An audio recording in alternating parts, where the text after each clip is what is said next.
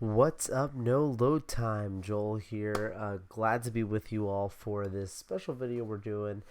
Since we don't have an episode this week, I thought it would be really good if I didn't waste time and didn't hold you guys back from giving you a breakdown video on Wakanda Forever. First part of this video, we're going to be doing non-spoilers, so don't worry. This, if you haven't seen the movie, you can still see my reaction to it. And then a little bit into this, we're going to get into the spoilers. I'll throw up a spoiler warning on here. Don't worry. You will have plenty of time to stop the video when it gets to that point. But let's start off talking about the non-spoilers for Wakanda Forever. First initial reactions, this movie had a tall task to take on, right? You're looking at a movie that is dealing with, from a background, the unfortunate passing of Chadwick Boseman as T'Challa. So you're now looking at, okay, where is this franchise really going? The future of it, setting it out a base after a really great, foundation that they had with T'Challa. So then, and from the first Black Panther movie. And then you have the next layer to it where you're now setting out a new Black Panther storyline. And then you also have built into another layer where you're building an entirely new world, the Atlanteans and Namor. And so these are not small characters, and this is not small, mythology that you're diving into. You're getting to some really big stuff. This movie has a lot that's trying to accomplish in it. And in my humble opinion, I think they did it. I think they did it, guys. I think they were able to really hone in on developing a story that's centered around Shuri. There's no secret. She is the main character in this movie.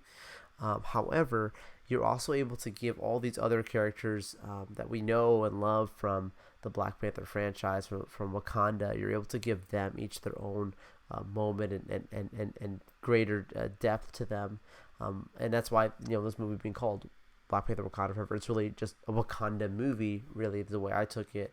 Where yes, the Black Panther is absolutely important to it, and that's a big sticking point to it.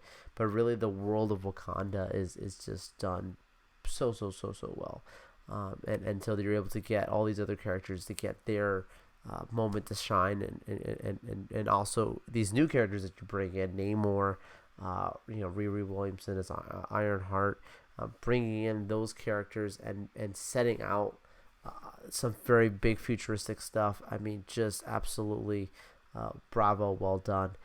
I think when people watch this movie, it would be good. I think this probably could seem obvious to many people, but it probably would be good to brush up on watching the first Black Panther movie if you haven't. Just because again, that's probably one of the few movies that really shows that all these characters from Wakanda and what they're doing, and remembering some of these small details and some stuff that they're able to do there.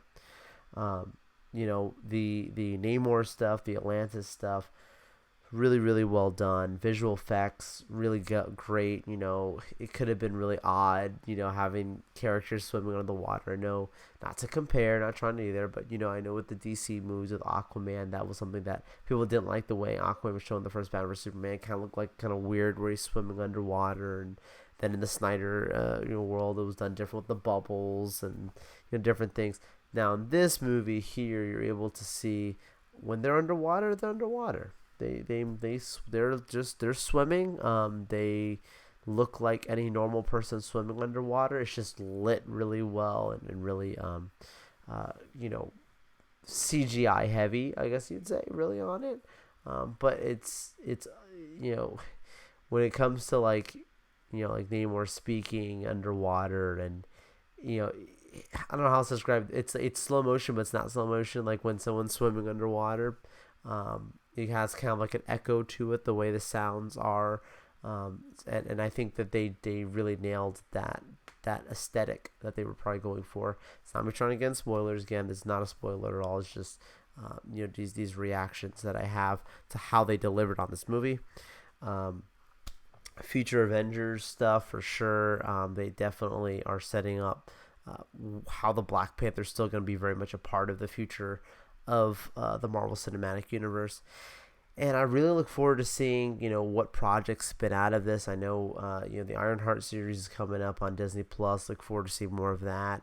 I get a sense that Namor is probably gonna have a project that's gonna come out, whether that's a Disney Plus show or if that's a a movie. However they want to handle that. I look forward to seeing more of that, and there's more to come, and they leave you wanting more. But at the same extent, the mission they set out for, give this tribute to Chadwick Boseman, give this new foundation, and set out these things. I think they really went out and accomplished it. They're able to, when the movie ends, the story ends. And there's obviously more stories to be told, but that story is really told really well, and really done in a beautiful way. So, that's a non-spoiler reaction, guys, gals, everybody here with us. This is the moment where I'm going to be warning you. We are going to be talking about spoilers now for this movie, Wakanda Forever. So if you have not seen Black Panther Wakanda Forever yet, this is your warning. Stop the video. Come back. Watch the rest of this video when you're done with seeing Black Panther Wakanda Forever. You have been warned, guys, gals, everybody here. I am going to start getting into it. That's it. Spoiler warnings up. All right, let's get into the first stuff, guys. Shuri being the Black Panther. Terrible secret, not really a secret. I don't mean it in a negative way. I just mean that, I think everyone kind of saw it coming, and the whole movie really foreshadows it well. I was curious to see if maybe throughout the movie that'd be a theme. Who's going to take up the mantle? Who wants to be? No one really challenges for it. No one really really goes for it. You see that the Queen really steps up in the death of T'Challa, and she's instantly running the nation, with Shuri really just kind of taking a back seat, and when this movie starts off right away, it's quickly getting into the whole death of T'Challa. They just are instantly saying he's not doing well. Shuri's praying, what can I do to save him? I really want to save this guy, but I'm having my doubts that this is real, that I can do this. And it's very meta because they don't say what his illness is. They just say that he's fallen under an illness and it killed him. And you think about the unfortunate passing of T'Challa, of Chadwick Boseman, where unfortunately passed away of cancer too soon, and very sad. They don't say in the movie what he passed of, but that he became ill. That's how he passed. But I think they also answered really quickly, why she couldn't save him. Because we think, but he died in the first movie and they brought him back. They didn't. He actually wasn't dead. That's why I start off in the beginning saying it would be actually good if you watched the first Black Panther movie before you see this. It's important to remember that when Killmonger throws T'Challa off of the ledge, and he ends up in the Jabari trap, he is frozen in ice. And he's close to death, but he's not dead yet. He's still breathing. So ice preservation, kind of think like Captain America style. Captain America's, Captain Ice keeps him around. Same thing kind of happens with T'Challa in the first movie. And the only thing that brings him back to life is the herb, which is why Shuri's trying to get a herb to save him. It's like, what great writing, where it just so happens that was one of the main sticky points in the last movie, where Killmonger is like, destroy all these flowers, these herbs, that no one else could get the Black Panther's power or the healing, and of course that would be one of the struggles, like, well, if he did become ill or something happened, well, they wouldn't have any of those flowers around to save him. So good thinking there, good writing, wrapping that up there. If you're gonna kill off a character, if you're gonna make a character not be around, especially heroes that are superheroes, which a lot of people say, like, they don't really die, they always come back. Well, this is one of those characters that he's gone, not just as an actor, but really the character is gone, and they did it in a way that it's like, yeah, makes sense. It's unfortunate, it's a bad thing, and it's really sad. And that just leads me into like the way that they tribute him. Like, I loved how in the movie, straight off in the beginning, the Marvel Studios title sequences, you get the all the footage of Chadwick Boseman as T'Challa through the movies, My theater was completely quiet as that was rolling. People were extremely emotional. It's done and really a tribute. And they said this movie was going to be a tribute to him, and I think they really nailed it. Definitely as a tribute for sure. Just straight from the beginning, and then of course when you get to the end of the movie and you see the more of the passing of him. But that part, well done, well done, well done. And when you get back into talking about Shuri and you start talking about how she has to now deal with throughout this movie, the beginning she's kind of avoiding her feelings about his passing. She doesn't want to talk about it. You have the queen who is telling her like, hey, like we got to talk about this. We got to process our feelings about what's going on. We can't just stay quiet. We gotta let him go. And there's that specific ritual where they burn the funeral clothes, to kind of say that they're at peace. They move on. And what a poetic way of the way they show it at the beginning and the end, and how at the end, of course, you get that special sequence. But what's interesting to me is when Shuri, throughout this movie, when you have these two tragedies happen where, Namor, drowns the queen, basically, Shuri becomes and changes in a way from the character who's strategic and usually is considered to be more compassionate, good, kind of person. Her dark side comes out, and she wants to kill Namor. She wants to see him dead. And what a great way of showing that the thing that she feared when she does create the herb, she gets the ability to do it, that she sees Killmonger. And, I really had that feeling that we would see Killmonger in this movie at some point. But I like that it wasn't, a multiverse Killmonger, or he's actually alive, not dead. But that it was more so that the legacy of who you are going to be. Do you want to be like this guy who's clearly not a good dude? Or do you want to be like T'Challa, who stood for nobility and stood for honor as a king? And that whole, I mean, again, wrapping up that tribute into what T'Challa stood for, coming in so well to this movie, bravo. And I love seeing Michael B. Jordan back as Killmonger. It was done so well, that panning of the camera around. I had to guess that it was probably going to be him in there for the scene. There had been many discussions around it, but, they actually, following through and doing it in this way was very emotional, really done in a way that made you just have to really think and kind of take in, the morality of this. This is not just a good guy, bad guy movie. This is a movie that's more complex to it because you're dealing with the Atlanteans, that they do a really good job of showing who they are and why they believe what they believe, and how they're not very different from the Wakandans. The Wakandans have, the vibranium, and then there's vibranium in the ocean too.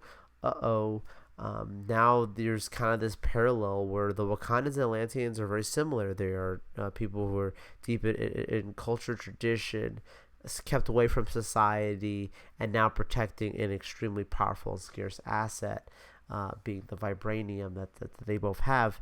It's like they're different, but they're not that different when you really think about who they are, what they stand for, what their missions are. So I think they just, again, make that really well done. But getting into how they show, just the Atlanteans and the Wakandans at war with each other. This is a big comic book plot line. So it was cool to see that. Yeah, these are two characters that are probably very misunderstood of each other, but they have an epic war with each other. Just absolutely incredible. I thought the action sequences in this movie is some of the best stuff Marvel's done in a bit. I think they really they used the CGI a lot, but they didn't use it in a bad way. I think they used it in a clever way. So really, really, really cool to get into that stuff there. And when you start talking about like Namor's a mutant, guys. Like that's it. That's one of the big items that people were looking for, wondering about.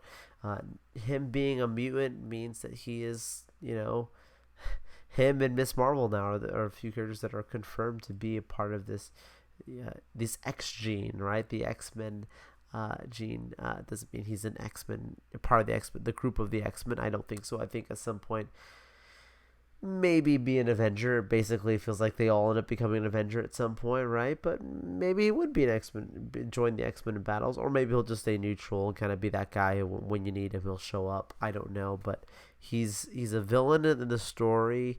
But again, it's not just a good guy, bad guy kind of storyline.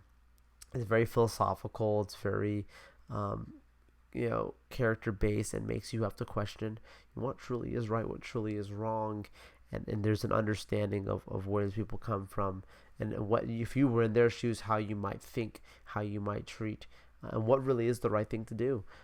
So I think it was really really cleverly done with him, and I didn't like that the Atlanteans had to have the whole mask of water.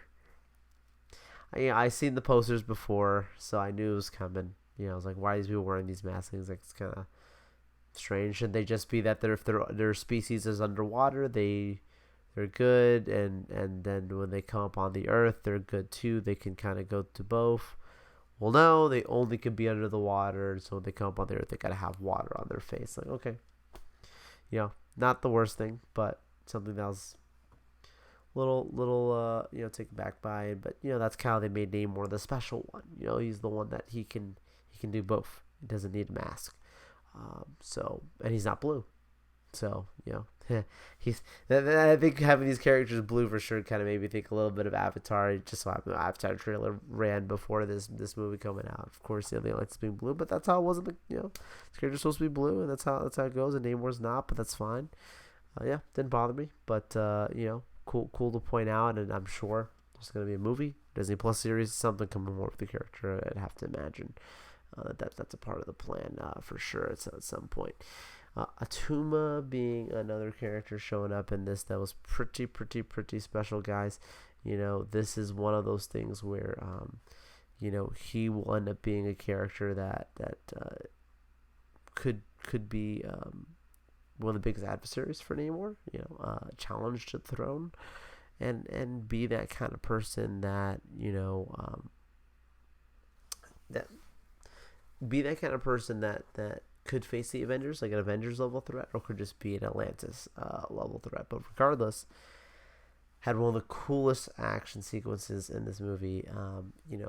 Particularly his fight between him and the general. Oh my gosh, loved that. One of my favorite sequences in the movie for sure. Just done so well.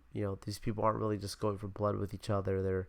They're respectable. It's like a respectable warrior. Like, he's not just a big brawn. He's also somebody who's kind of looking for a challenge.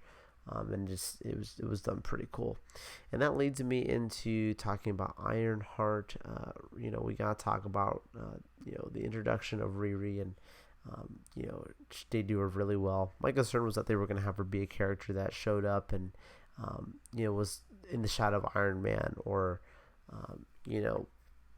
just this character that's just stuck in a suit.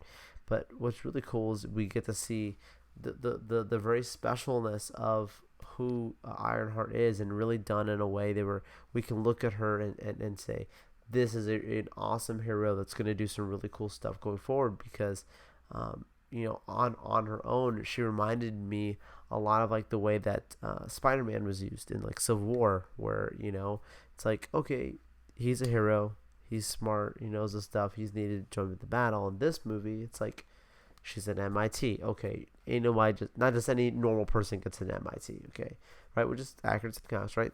So they do that really cool. They say how she's like, I have to constantly like feel like I have to prove myself, but this is one of those things that I'm just so passionate about. Creating things from when she was like a little kid. She's been making stuff. So her fascination with this mixed with her brilliance makes her so passionate, and anybody who's smart, resourceful, and passionate, well, the sky's the limit. Of course, taken into a superhero world like this, just done really well. Her personality is really fun, and I love that.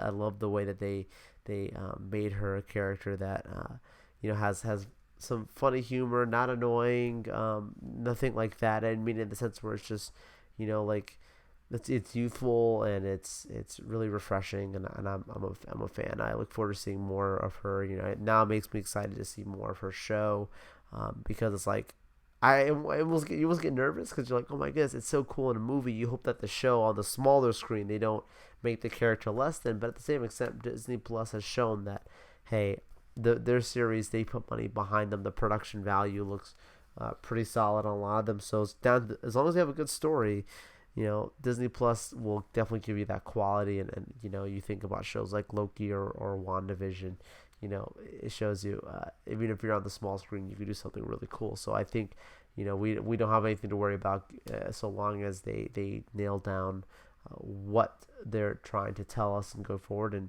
And really the setup for her here is that she has her suit created and they tell her, no, sorry. Shuri tells her, sorry, you have to leave it here. Well, does that mean she's going to make a brand new suit in her own show? Does that mean that maybe Shuri sends the suit to her later on? Didn't really understand that. Felt like if she made the suit, she should keep it. But at the same extent, to be continued, right? Like we know that obviously she's gonna have the Ironheart suit in the show, whether that's a new one or the same one we see here. It's just a matter of leaving that little breadcrumbs of how that story continues. But I like that. It's really cool. So action sequence between when she is at the warehouse with Shuri and the general, and they are surrounded by the U.S. government, and it's before they go running away, the Atlanteans obviously confront them. That whole entire sequence, which is so good, reminded me a lot of like the Korea sequence in the first Black Panther movie, where you have like T'Challa's kind of like the James Bond character, and he's trying to get Claw, and how it ends up going into a car chase and all that. Like, it reminded me a lot of that Korea scene when you get here with Shuri and Riri and the general, and their escape, and it's just so cool, and I really liked it. So I'm a fan of that. I also think that that there's a lot of really cool surprises that they had, specifically with them having Valentina show up in the show. I did not realize that she was going to be in this movie, and she's not just in the movie a little bit, she's in the movie quite a bit, and definitely a lot of foreshadowing going on. Obviously, we know, she's got big implications for the Falcon Winter Soldier show, and, with Hawkeye and Black Widow, and, she's putting together her team, of these powerful people. So in this movie, she's really just a director level character, CIA director. So remember in the comics, she's like a triple agent. She's becoming like Madam Hydra at some point. She works her way around Shield, does a lot of different stuff. So not necessarily a character that you can trust. But I love that it's kind of like reverse engineered Nick Fury, being on here, where it's like, hey, when she shows up, it's like connecting these multiple storylines. Really cool. Love that they had her in there, and the fact that they made it that her and Ross have a history together, and the fact they brought him back in. Really love that they brought him back into this as this character. I think the setup with him was cool. To connect between the United States government and Wakanda is kind of like, sounds like he's the ambassador really in this storyline, between these nations, and really trying to bring peace and help the Queen and help Shuri as time goes on. And clearly we'll always have that connection to Wakanda. And there's more to be seen, because even though he gets captured, he gets freed by the general later on. So and that leads into the Secret Invasion, because we do know that he's in that trailer for that series. So we know that he had to be free, because if he's gonna be in the Secret Invasion show, how did he get out? We know the general brought him out. So maybe he's in hiding, working with Nick Fury now, or whatever.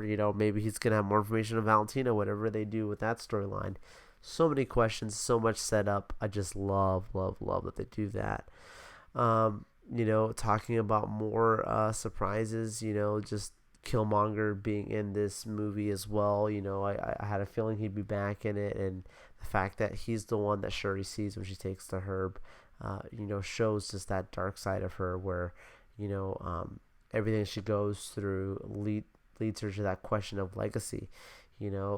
Which legacy she gonna walk in? Something like Killmonger, where it's just that killer be killed. Literally, it's in his name, Killmonger.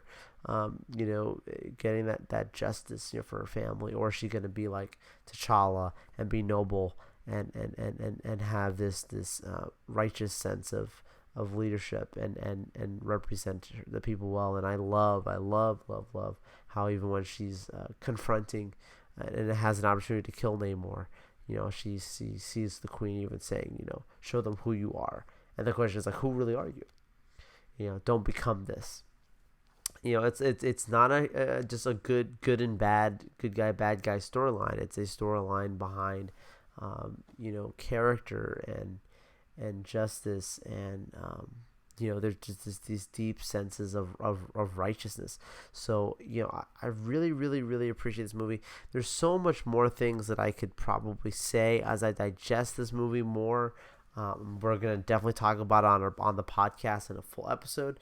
I just wanted to make sure I came up here and started having this discussion going, because there's so much more coming on. That Marvel's gonna be doing. You did have the Black Panther will return at the end, of this movie, so we know there's more to come. I look forward to definitely having this discussion more on the podcast in the future.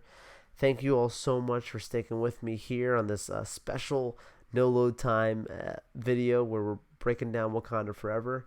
And let me know your thoughts in the comments. Write a comment, tell us what you thought about this movie, and tell us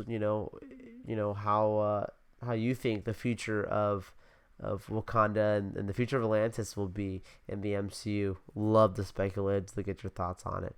Make sure that you subscribe to our YouTube channel and subscribe to our podcast as well. We're on Spotify, SoundCloud, Amazon Music. You can find us on your podcast platform of choice. And of course, you're on here on YouTube. Make sure you hit that subscribe button. Share these videos with your friends and family. Drop a comment, like the videos.